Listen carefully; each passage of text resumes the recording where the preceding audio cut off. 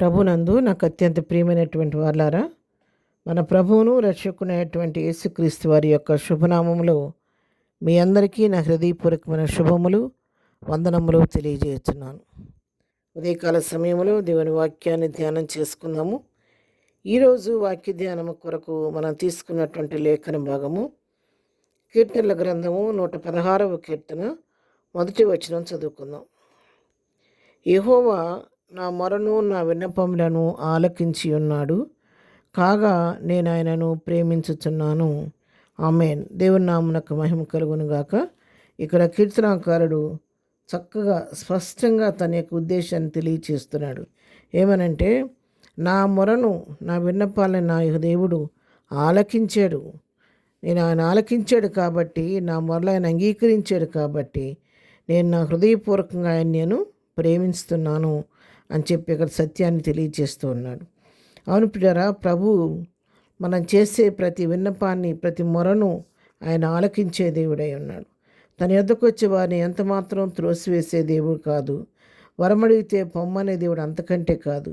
ఏ స్థితిలో ఉన్నప్పుడు కూడా, మనం ఉన్న పరిస్థితిలో మన దేవుని సన్నిధికి వెళ్ళి ఆయన సన్నిధిలో మనం మొరపెట్టుకున్నప్పుడు, ఆయన సన్నిధిలో మనం ప్రార్థించినప్పుడు, ఆయన మొరలను మన పొరలను, మన ప్రార్థనను అంగీకరించే దేవుడు, ఆలకించే దేవుడు, తప్పకుండా వాటికి ప్రతిఫలం ఇచ్చే దేవుడు.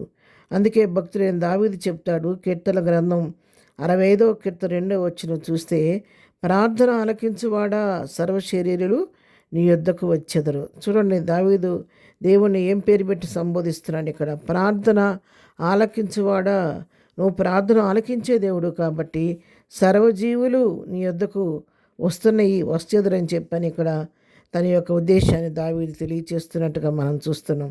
దావీదు విషయంలోనే కాదండి, మరి ఈ కీర్తనకారుడి విషయంలోనే కాదు, కానీ ఎవరు ఎప్పుడు ఏ సహాయం కొరకు వెళ్ళి ప్రభు సన్నిధిలో ప్రార్థన చేసిన ప్రతివారి మొరను ఆయన ఆలకించే దేవుడై ఉన్నాడు. ప్రతివారి విన్నపాన్ని ఆలకించే దేవుడై ఉన్నాడు. తగిన సమయంలో వాటికి ప్రతిఫలం ఇచ్చే దేవుడై ఉన్నాడు. అదే కీర్తన గ్రంథంలో మళ్ళీ కీర్తనకారుడు అంటాడు 116లోనే 12వ వచనంలో, యెహోవా నాకు చేసిన ఉపకారములన్నిటికీ నేను ఆయనకి ఏమి చెల్లించుదును. చూడండి, అన్ని జ్ఞాపకం చేసుకుంటున్నాడు కూర్చొని. ఆయన నా మనం ఆలకించాడు, నా మొర అంగీకరించాడు. అయితే అంగీకరించి నాకు ఎన్నో ఉపకారాలు నా దేవుడు చేశాడు. యెహోవా చేసిన ఉపకారాలు నేను ఏమిచ్చి ఆయనకి నేను ఏమి ఇవ్వగలుగుతాను, నేను ఆయనకి ఏమి చెల్లించేదని నేను అంటున్నాడు. మళ్ళీ తిరిగి తనే జవాబు చెప్తున్నాడు, రక్షణ పాత్రను చేతపుచ్చుకొని యెహోవా నామమున ప్రార్థన చేసేదను, యెహోవాకు నా మొక్కుబళ్ళు చెల్లించేదను, ఆయన ప్రజలందరి ఎదుటనే చెల్లించేదను. అడుగుతున్నాడు, ఏమిచ్చి నేను రుణం తీర్చుకోగలుగుతాను అని ప్రశ్నించి వాడు చెప్తున్నాడు, నేను రక్షణ ప్రభువు నాకు ఇచ్చినటువంటి శ్రేష్టమైనటువంటి రక్షణ పాత్రను చేతపుచ్చుకొని యెహోవా నామంలో నేను ప్రార్థన చేస్తాను. ఆయన దగ్గర నేను మొక్కున్నటువంటి నా మొక్కుబళ్ళన్నీ ప్రభువుకు చెల్లిస్తాను. ఆయన ప్రజలందరి ఎదుట ఆయన నామాన్ని మహింపరుస్తానని చెప్పని ఒక తీర్మానం ఇక్కడ భక్తుడు తీసుకుంటున్నట్టుగా మనం చూస్తూ ఉన్నాం. మరి కీర్తన గ్రంథంలో 118వ కీర్తన మరి 8వ వచనం మనం గమనించినట్టయితే, మనుషులు నమ్ముకున్నట్టు కంటే యెహోవాను ఆశ్రయించటం మేలు, రాజులు నమ్ముకున్నట్టు కంటే యెహోవాను ఆశ్రయించటం మేలు అని. అవునండి, మనుషులు నమ్ముకుంటే కొన్నిసార్లు సహాయం చేసినప్పటికీ అన్ని సమయాల్లో మనుషుల దగ్గర నుంచి మనకు కావాల్సిన సహాయము మనకు దొరకపోవచ్చు. అధికారులు నమ్ముకున్నా, రాజులు నమ్ముకున్నా కూడా కొన్నిసార్లు మనకు అవ్వాల్సిన కార్యాలు జరగకపోవచ్చు. కానీ మన దేవుని వైపు, సృష్టికర్త అయిన మన ప్రభు వైపు, రాజులకు రాజు, ప్రభువులకు ప్రభు అయిన ప్రభు వైపు చూచి ఆయనకి మన సమస్య చెప్పుకుంటే, మన విన్నపాలు తెలియచేస్తే ఆలకించి తప్పకుండా నీకు నాకు ప్రతిఫలం ఇచ్చే దేవుడై ఉన్నాడు.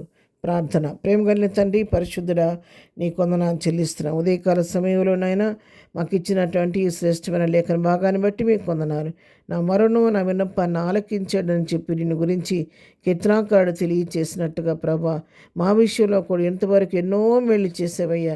మా మొరలు అంగీకరించారు, మా విన్నపాలు అంగీకరించి నా జీవితంలో, మా ప్రియుల జీవితాలు ఎన్నో మేళ్ళు చేశారు. నీకు వందనాలు.